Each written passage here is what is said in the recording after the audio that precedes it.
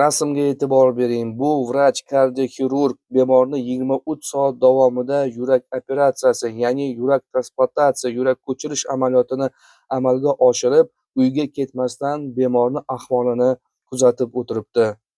Rasmga diqqat bilan e'tibor beradigan bo'lsangiz, burchakda vrachni assistenti, ya'ni yordamchisi 23 soat davom etgan operatsiyadan keyin holdan toyib, operatsiya xonasida uxlab qolgan.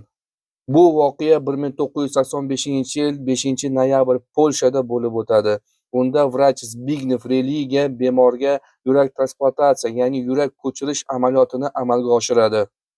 Donor sifatida 20 yoshli avtohalokatga uchrab vafot etgan yigitning yuragi xizmat qilgan.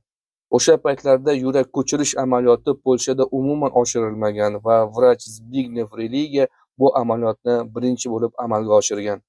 Yurak ko'chirish operatsiyasi Polshada birinchi marta bo'lishiga qaramasdan, Zbigniew Religa operatsiyani 100% muvaffaqiyat bilan amalga oshiradi.